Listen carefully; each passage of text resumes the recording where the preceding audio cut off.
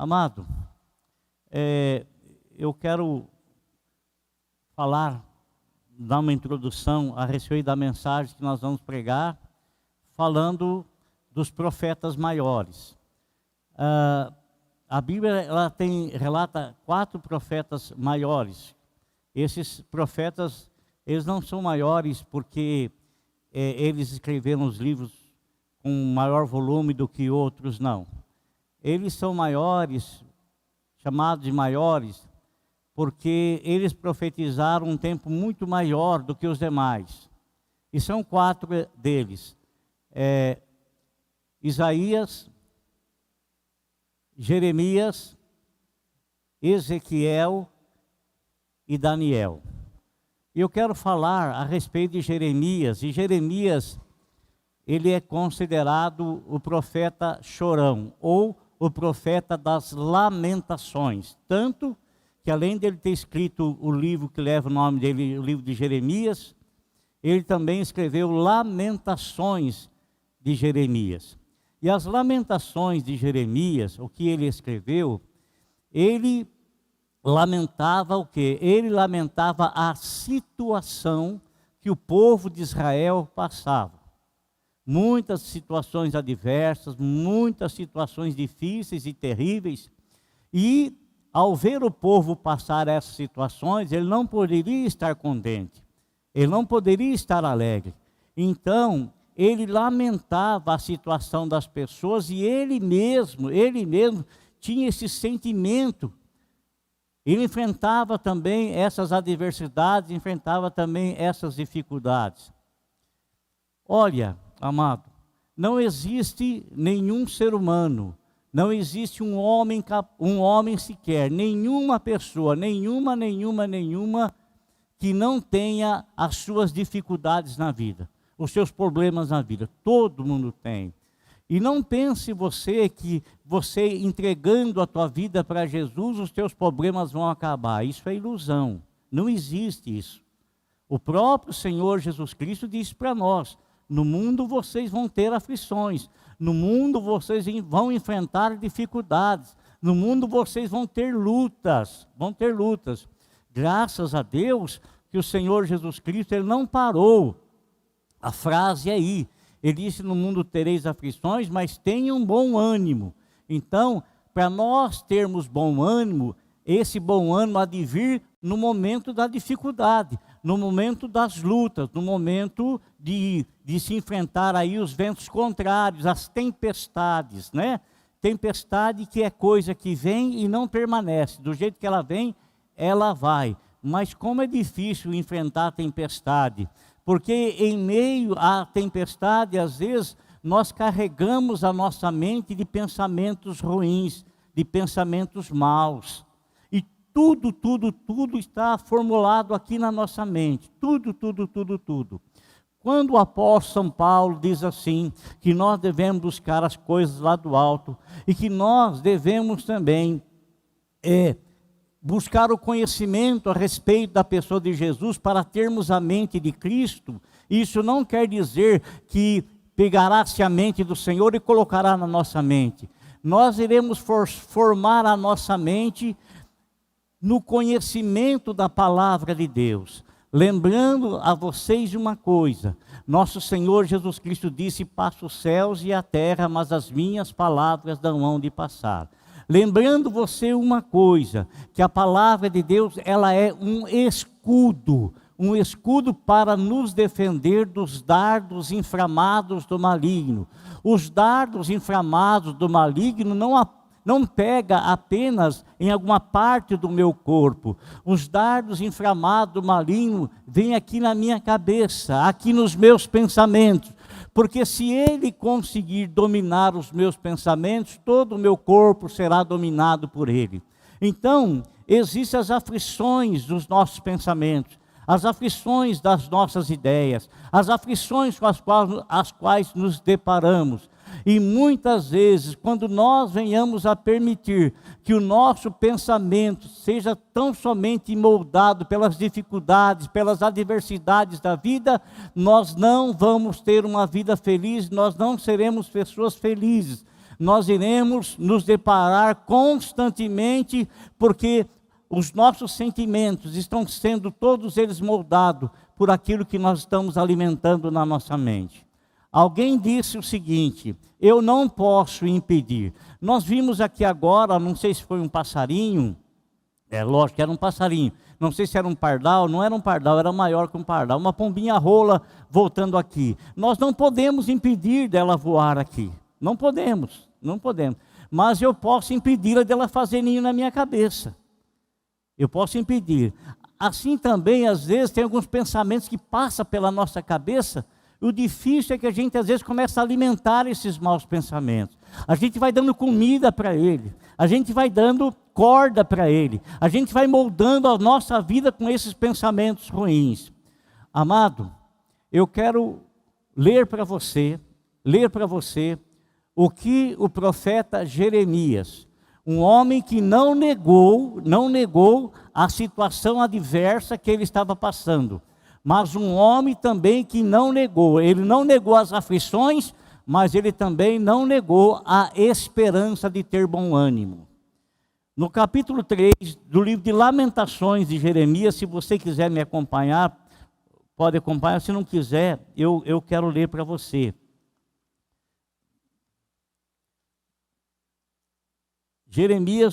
Lamentações de Jeremias, no capítulo de número 3.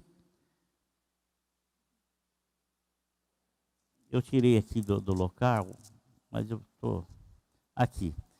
Olha o que fala aqui no verso de número 3, 19 em diante. Lembro-me da minha aflição e do meu delírio, da minha amargura e do meu pesar.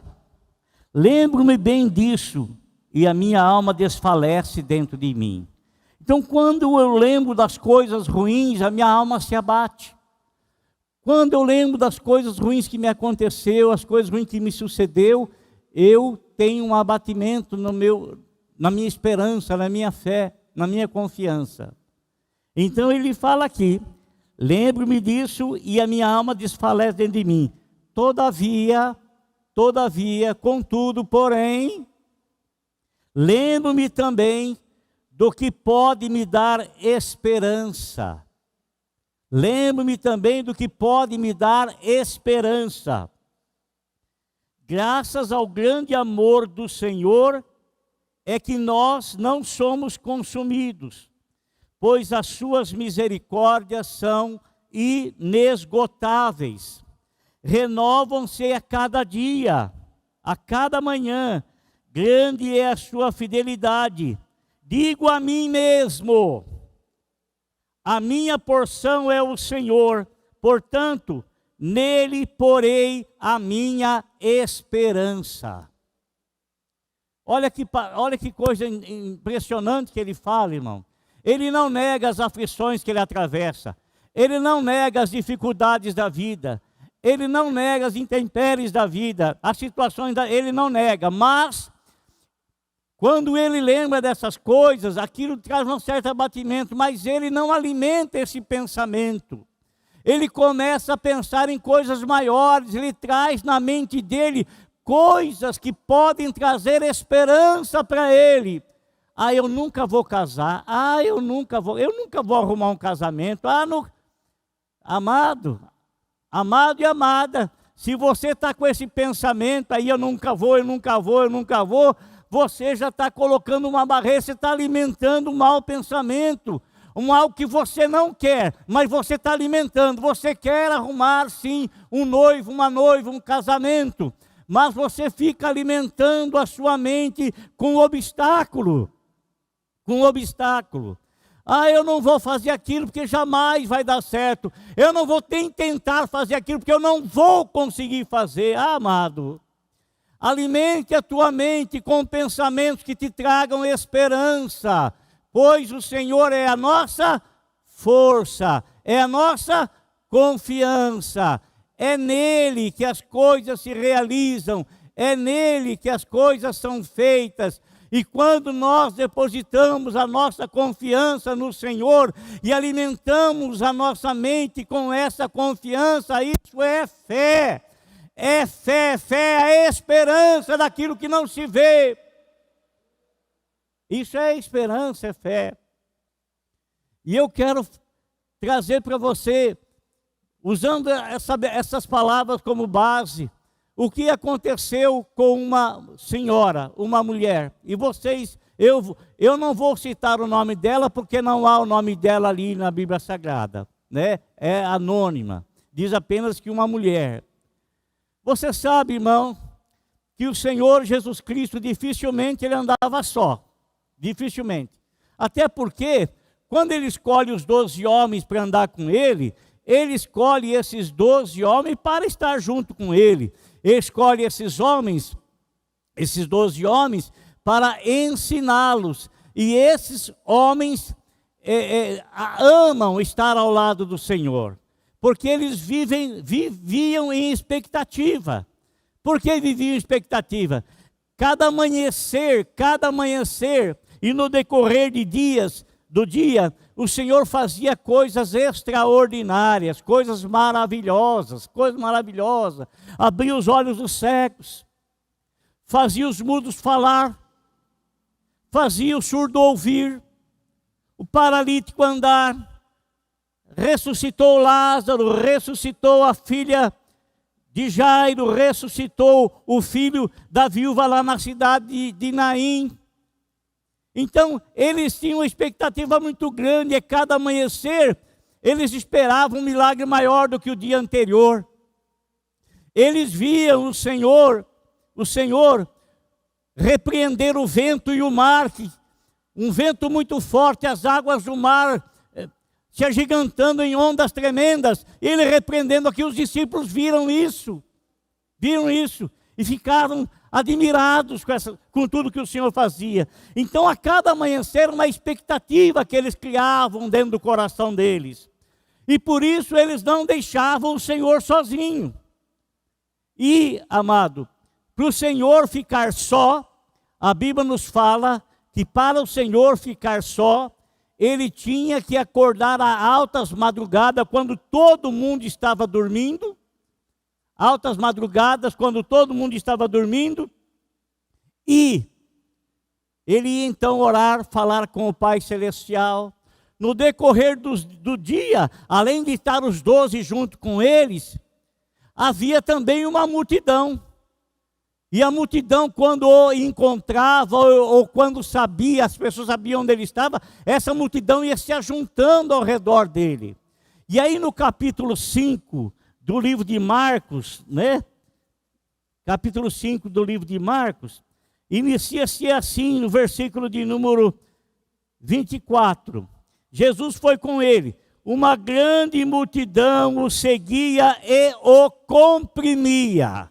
O que era comprimir? Era estar junto, era estar perto, era estar comprimindo. Essa multidão estava assim, junto com ele. Mas havia algo ali no meio daquela multidão. Havia uma pessoa ali no meio daquela multidão, amados. Uma pessoa que Marcos narra. Talvez Marcos, ao escrever, esse que foi sobrinho aí de Barnabé, o primo de Barnabé, talvez ele ao escrever esse livro, ele não era discípulo do Senhor ainda. Mas, com certeza, quando ele escreveu, ele procurou saber como foi que aconteceu esse episódio. E um dos discípulos que estava lá, com certeza contou para ele. E ele pôde então escrever. O que aconteceu de especial ali? No meio daquela multidão estava uma mulher, e essa mulher, ela estava sofrendo há 12 anos com uma hemorragia. Hemorragia é um jorrar de sangue sem parar. E as irmãs, não é, sabem muito bem o que é isso, né? Durante 12 anos, a mulher perdendo sangue, 12 anos. Imagine o estado físico dessa mulher. E não apenas o estado físico, imagine o estado psicológico dela.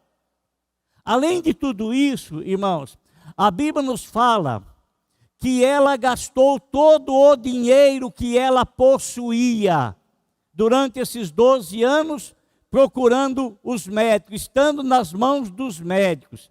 E a Bíblia fala que ao terminar, no final de 12 anos, ela continuava pior, estava pior do que de princípio, continuava doente, desenganada e sem um tostão. Isto é, ela perdeu toda a esperança. Se o dinheiro lhe trazia uma certa confiança, uma certa esperança, ela perdeu porque ela já não tinha mais. Se ela tinha esperança de alcançar a cura com os médicos, ela já não tinha mais essa esperança, porque ela estava pior do que de princípio e ninguém conseguiu fazer nada por ela. E os dias dela estavam contados. Estava contado. Então, o estado psicológico dela era esse, amado. Talvez, olha o que eu vou lhe dizer. Talvez, se ela ainda tivesse algum dinheiro, alguma fortuna, talvez ela não fosse procurar o Senhor Jesus, não. Talvez ela estaria gastando o seu dinheiro achando que a medicina poderia dar jeito. Sabe, irmão, às vezes a nossa situação, ela é tão precária, tão precária, tão precária, que só na situação precária é que a gente procura o Senhor Jesus. Somente na situação, quando não há mais, a gente procura tudo quanto é recurso, tudo. Tudo aquilo que nós podemos adquirir, tudo aquilo que nós podemos comprar, tudo aquilo que nós podemos pagar. E tem pessoas que são assim. Só quando não tem mais recurso algum, nenhum materialmente falando, é que vai atrás do Senhor Jesus. Esta mulher aqui, amado, alguém que também é um anonimato, não sabemos quem foi, falou para ela procurar o Senhor Jesus. Ora, sem dinheiro, sem esperança alguma na medicina, indo pior do que estava, esse era o estado dela, pior do que estava de princípio. Então ela acatou aquilo que direcionaram a fazer. E ela então foi em busca do Senhor. Essa mulher estava ali no meio daquela multidão, no meio daquele povo, no meio daquelas pessoas. Amado, a mente dela estava alimentada por um pessimismo terrível. Terrível. Ela não tinha mais esperança em absolutamente nada. Talvez, querido irmão, talvez você esteja alimentando também a tua mente com muita coisa ruim. Não dá certo, não vou conseguir, não vou fazer, não vai dar certo o que eu estou pensando, não vou conseguir realizar, não vai dar certo. E você constantemente está te auto-sabotando. Você poderá sim alcançar, você poderá sim fazer, mas os seus pensamentos estão colocando um obstáculo muito grande no seu caminhar, no seu andar. E quando, amado, a tua mente está cheia de obstáculos, você não tem foco nas coisas, e não tendo foco nas coisas, você não tem disposição, você não tem força de correr atrás. Não tem. Eu gostaria tanto de estudar para ser isso aqui, mas não vai dar certo. Eu gostaria tanto de me qualificar na minha profissão, mas, sabe, eu acho que não vai dar certo. Eu gostaria tanto de fazer isso, eu gostaria, mas não dá um passo positivo, só dá passo negativo, só anda para trás, só pensa coisa ruim. Não alimenta a mente com bons pensamentos, com disposição, com ânimo. Irmão, essa mulher, ela estava nessa situação, mas veja bem qual era o pensamento dela. Está escrito aqui no capítulo, no versículo de número 27 e 28. Quando ouviu falar de Jesus, chegou por trás dele, no meio da multidão. Vê se tem condição uma mulher que está sofrendo há 12 anos de uma hemorragia ter força para atravessar uma multidão. Vê se tem condições. Não tem condições. Mas o que a fazia ir em busca do Senhor? Está escrito aqui, ó. No meio, e tocou no seu manto, porque pensava: se eu tão somente tocar em seu manto, ficarei curada. Esse era o pensamento com o qual ela alimentava a mente dela. Ela não negou que estava enferma, não negou que todo o dinheiro tinha acabado, não negou que estava desenganada, não negou que absolutamente outra coisa trazia-lhe esperança, mas ela ouviu falar de Jesus, e ela, ao ouvir falar de Jesus, alimentou a mente dela. Estou vendo uma multidão, estou fraca, doente, mas se eu tão somente chegar tão perto dele, ao ponto de estender as minhas mãos e tocar na orla do seu vestido, eu vou ser curada. Ela alimentou a mente dela, alimentou a fé dela com coisas boas. Coisas boas.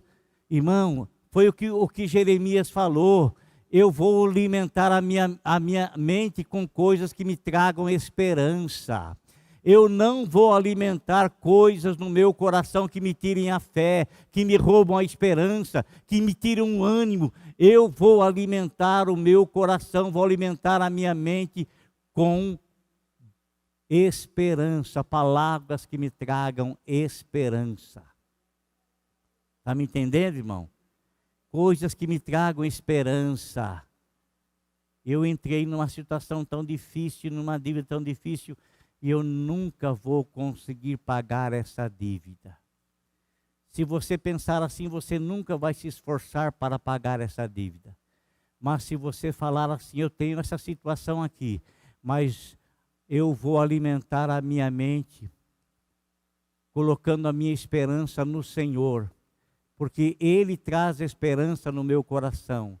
Ele pode me fazer a cada dia vislumbrar um novo dia cheio de paz, cheio de esperança, cheio de convicção de que eu vou conseguir fazer. Eu jamais tenho a esperança de adquirir uma casa própria. Se você pensar assim, você jamais vai lutar para tê-la. Mas se você falar assim: eu sei que Deus pode me abençoar, e uma casa própria é uma necessidade. Tão necessária é que o Senhor Jesus Cristo foi preparar moradas para nós no céu. Ora, se no céu Ele foi preparar morada para nós, e eu aqui nessa terra que não preciso de ter uma, não preciso ter uma, não tenho necessidade de ter uma, eu vou alimentar a minha cabeça, meus pensamentos, com coisas boas, coisas que me tragam esperança. E trazer esperança é trazer disposição para lutar, é trazer disposição para guerrear. Quanta situação você já não enfrentou, irmão? Quanta situação que você já não passou? Situação, às vezes, que foi alimentada na tua mente por pessoas que falaram coisas negativas para você.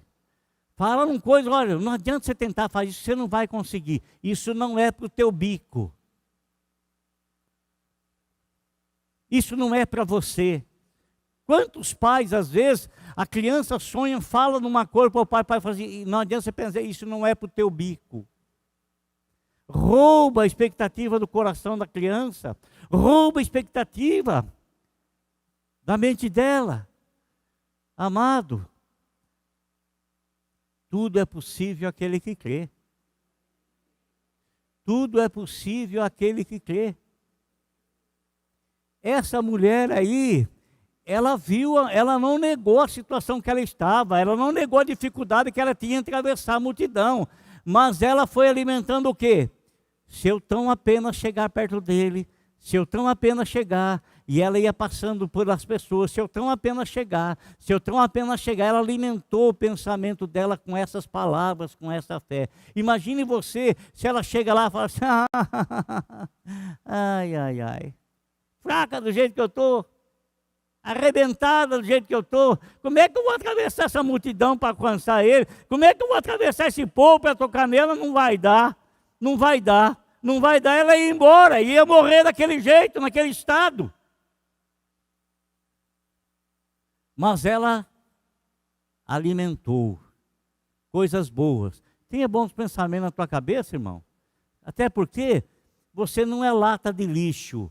Você não é lata de lixo para que seja lançado em você coisas ruins, coisas imprestáveis, coisas que não servem para nada. Você é um vaso escolhido por Deus. Você é um vaso escolhido por Deus. E um vaso escolhido por Deus, o Senhor sabe como é que esse vaso tem que se alimentar. Alimenta-te da palavra de Deus, porque a palavra de Deus sempre irá te trazer esperança. Por mais difícil que seja a situação, não é tão difícil que Deus não possa solucionar. Aliás, Ele é onipresente. Aliás, Ele é onipotente. Ele é onisciente. Ele pode tudo. Ele sabe tudo. Ele sabe todas as nossas situações. Ele sabe tudo. Mas a nossa esperança não deve estar em nós mesmos. A nossa esperança deve estar nele. Nele. Eu posso todas as coisas naquele que me fortalece. Olha a promessa que ele fez para Abraão e Sara.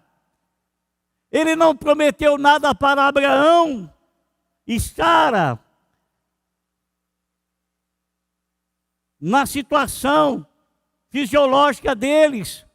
Abraão tinha 90 anos, Sara tinha 80 anos, quando receberam a promessa de serem pais. Como é que nós vamos ser pai? Não tem jeito, fisiologicamente não tem jeito. E ainda demora-se mais 10 anos para ter um filho. Mas o Senhor falou que eles teriam um filho. E o Senhor não prometeu isso baseado nas condições dele, que era impossível ter. Era impossível.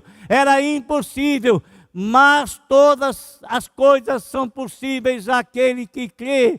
E se Deus tem, amado irmão, alimentado a nossa mente com a palavra dele, é para nós não enxergarmos impossíveis, porque é Ele que está nos alimentando com a palavra dele. Enxergue sempre as coisas com esperança. Não negue a dificuldade, não negue a situação adversa, mas enxergue sempre além disso. Enxergue Deus acima de tudo. Enxergue Deus acima de tudo. Enxergue Deus acima de tudo. Quantas irmãs que vieram aqui na casa do Senhor, vieram aqui na igreja, e segundo o relato médico, elas não poderiam de forma alguma ter filho. E elas vieram aqui e colocaram a situação diante do Senhor. E hoje são mães, são pais. Quantas irmãs? Isso não é uma coisa assim, que aconteceu, uma coisa esporádica, não. Muitas pessoas foram abençoadas nisso. É Deus trazendo para nós a convicção de que Ele pode quando nós confiamos nele. Eu ouvi um testemunho, fui fazer uma visita para uma irmã. E eu ouvi um testemunho maravilhoso dela. Lá naquela igrejinha que a gente estava lá. Ela disse que ela trouxe o filho dela. O médico havia dito para ela que o filho dela tinha um retardo mental. E que dificilmente ele acompanharia as pessoas na escola. Iria ser muito difícil para ele andar, para ele caminhar. Seria muito difícil, muito difícil. Mas ela trouxe o menino na igreja. Foram orando pelo menino. O menino hoje está fazendo faculdade. Tirou carta. A outra irmã me falou o seguinte, que quando ela veio na igreja, o filho dela sofria com a irmã Lúcia, lá do bairro São João. Ela falou que o filho dela tinha desmaios constantes, desmaios constantes. E ela trouxe o filho dela, e o filho dela recebeu oração. Desde quando o menino recebeu oração, e havia-se um diagnóstico que ele teria que tomar Gardenal constantemente, devido à situação dele. Desde o dia em que ele recebeu oração, ele nunca mais desmaiou, nunca mais. Ele estava aqui de manhã, ele é um rapaz de 1,80 m hoje de altura, musculoso. Ajuda o pai e a mãe de uma maneira maravilhosa, né? Estava aqui hoje, trouxe o pai e a mãe aqui na igreja. Irmão, preste atenção numa coisa que eu quero lhe dizer. Quando essa mulher chega perto do Senhor Jesus Cristo, estende as mãos e consegue alcançar a orla do vestido, e ela estava pensando, não, se eu tocar eu vou ser curada, se eu chegar perto dele e der distância suficiente, eu vou tocar nele e vou ser curada. E ela fez isso, ela conseguiu tocar, e aquilo que ela estava pensando, que era movido pela fé dela, ela sentiu, amado, a virtude penetrar. A Bíblia nos fala que ela sentiu aquela hemorragia estancar imediatamente. Imediatamente. Se você tem fé, vai ser feito conforme a tua fé. Mas se você não tem fé, nada acontecerá. Porque todas as coisas que nós alcançamos do Senhor, nós alcançamos pela fé. Pela fé.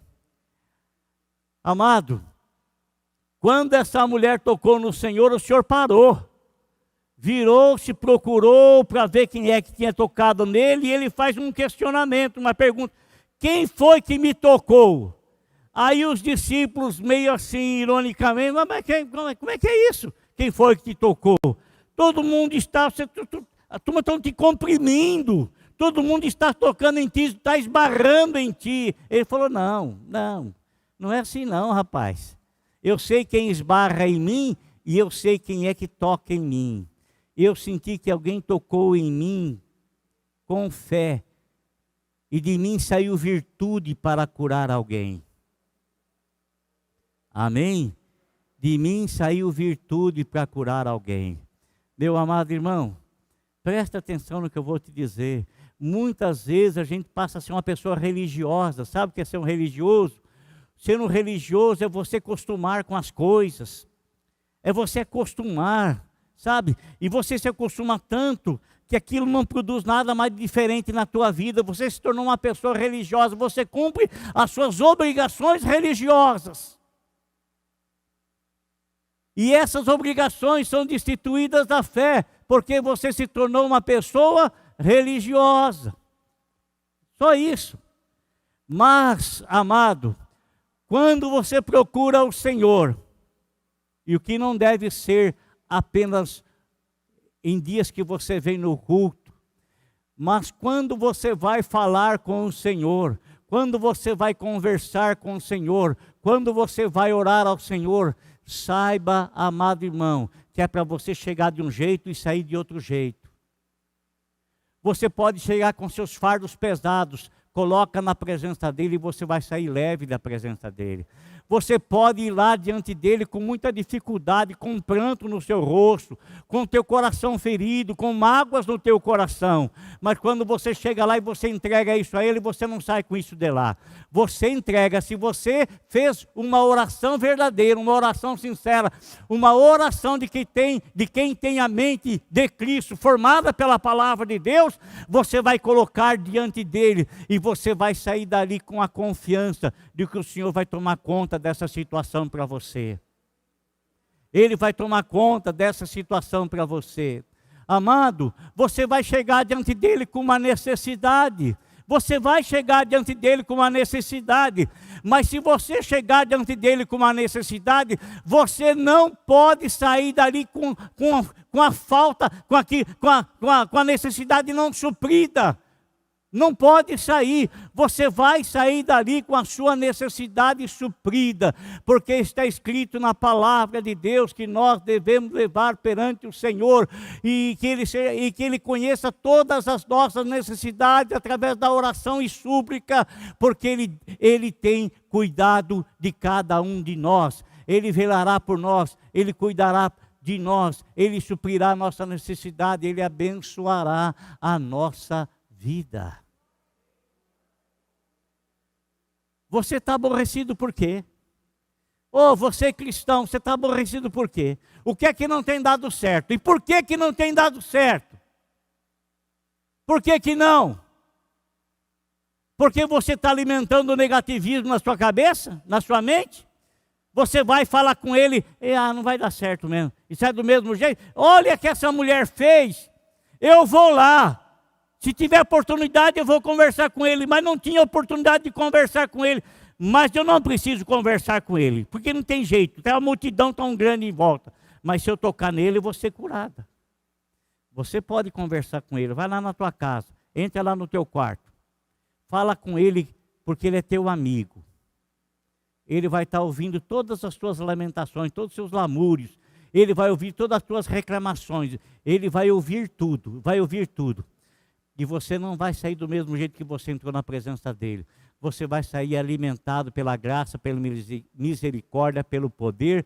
Você vai sair dali cheio de confiança em teu coração, de que o Deus que te ama é o Deus que cuida de você. É o Deus que cuida de você. Amado, olha, quando acontece isso, veja o resultado que essa mulher alcançou. O resultado que ela obteve. Ó, nosso Senhor se vira, quem foi que me tocou? Falam aquilo para ele. Não, eu não me conheço. Eu não sei quem é que toca em mim, quem é que resvala em mim. Eu senti que alguém tocou em mim com fé. Saiu virtude da minha vida para curar alguém. A Bíblia nos fala que a mulher chorando se ajoelha diante do Senhor, com forças renovadas, forças restauradas, totalmente curada. E irmã amada, irmão amado, não é para você entrar na presença do Senhor doente e sair doente. É para você entrar na presença dele doente e sair curado. Tanto mentalmente, espiritualmente, quanto fisicamente. A Bíblia nos fala aqui, amado, que a mulher conta para o Senhor Jesus Cristo tudo. E o que o Senhor fala para ela? Mulher, a tua fé, foi a tua fé, a maneira como você alimentou a sua esperança, a maneira como você alimentou a sua necessidade. A minha necessidade será sempre alimentada pela esperança, porque bem sei em quem tenho crido. A minha fé não será alimentada por desesperança. Não vai dar certo, não vou conseguir, não vai sair disso, nunca vai dar certo. Não. A minha fé não vai ser alimentada por desesperança. A minha fé será alimentada com esperança, porque bem sei em quem eu acredito, e Ele é poderoso para fazer muito mais além daquilo que peço ou penso. Muito mais poderoso. Glória a Deus. Muito mais poderoso para fazer.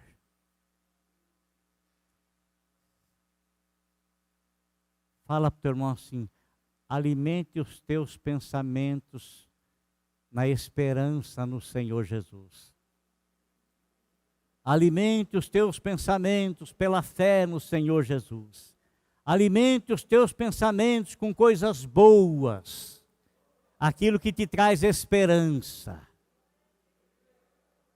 Amém?